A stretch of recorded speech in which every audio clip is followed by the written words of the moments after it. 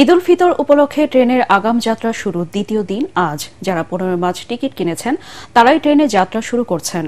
গতকালকে চেয়ে যাত্রীদের ভিড় আজকে কিছুটা বেশি বলে জানিয়েছে রেলওয়ে কর্তৃপক্ষ। তবে আগামীকাল বিকেল থেকে যাত্রীদের চাপটা বাড়বে বলেও ধারণা তাদের। দেশের বিভিন্ন অঞ্চলে চলাচলকারী মোট 43টি আন্তনগর ট্রেনের সঙ্গে ঈদ উপলক্ষে 5 জোড়া বিশেষ ট্রেন চলবে। এছাড়া বিভিন্ন লোকাল, কমিউটার ও মেইল ট্রেনও চলাচল করবে। তবে গতকাল শিডিউল বিপর্যয় আর যথাসময় প্রতিটি ট্রেনে ছেড়ে যাচ্ছে।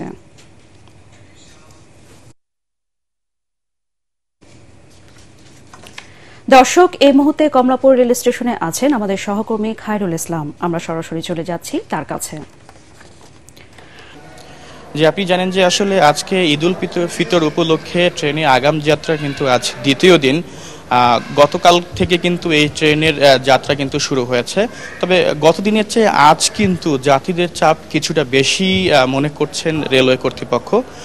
শহরে যে সকল, রাজধানীতে যে সকল চাকরিজীবী রয়েছে তারা আসলে সব ধরনের ঝামেলা এড়াতেই মূলত আগে ভাগেই পরিবারের বাকি সদস্যদের কিন্তু বাড়িতে পাঠিয়ে দিচ্ছেন।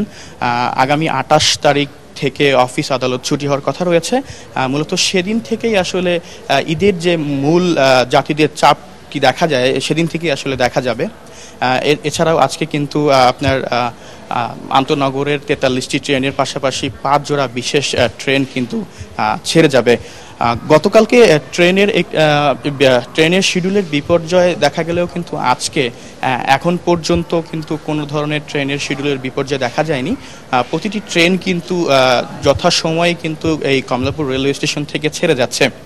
রেলওয়ে কর্তৃপক্ষ আরও একটি বিষয় আমাদেরকে জানিয়েছেন যে আসলে আগামীকাল বিকেল থেকে, অর্থাৎ মানে আগামীকাল থেকে আপনাদের যাত্রীদের চাপটা বাড়বে বলেও কিন্তু তারা ধারণা করছেন।